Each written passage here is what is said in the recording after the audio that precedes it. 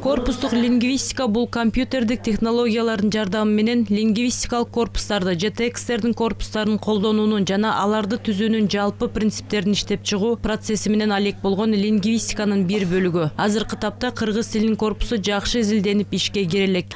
Мен ойлойм, бул өзгөчө кызыктуу, маанилүү жана маңыздуу депчи.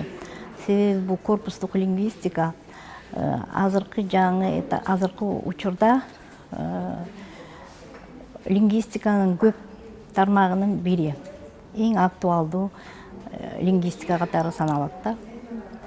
Ошондон улам биз өзүбүздүн мугалимдерге жана жогорку окуу жайларда аралык семинар өтүп атабыз. Конференциянын негизги максаты кыргыз тилинин корпусун иштеп чыгуу. Кыргыз тилинин корпусун киргизүү үчүн бир канча иштерди жасап келе жаткан Аида Касмалиева Зарланд университетинде ДАДЕ программасынын алкагында кыргыз тилинин корпусун түзүү боюнча долбоор жазып ишке ашырган. Азырынча кыргыз корпусунда 1 миллиондон ашык сөз бар.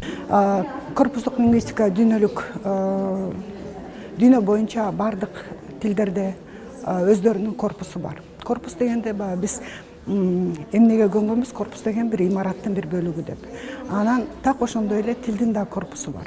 Негизи өзү латын сөзүнөн келген тулку бой дегенди билдирет.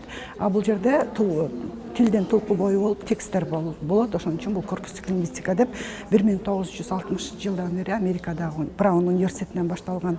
Андан кийин 80-жылдарда кеңири жайылып Европа жана Россияда дагы ошо 1990-жылдарда көч алган.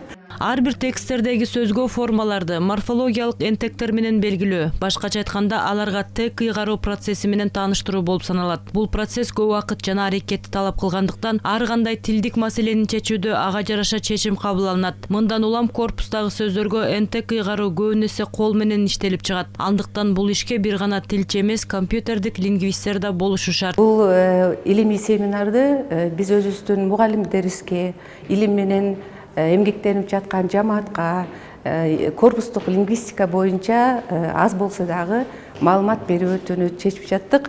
Бул корпустук лингвистика боюнча азыр бизде көп маалыматтар жок. Мен билгенден бул корпустук лингвистика орус тилинин корпусу деген корпустук лингвистика орус тилдеринде бар. Ушундай сыяктуу эле бизде дагы кыргыз тилинин корпусу колдонулуп калса, бизде дагы жакшы болмок. Бүгүнкү күндө кыргыз тилинин корпусу деген темадагы семинарларды жогорку окуу жайларга көп өткөрүп турушу керектигин тилчилер билдиришет. Адистердин айтымында ошондо гана кыргыз тилинин корпусун түзүүдө ийгиликке жетишсе болот.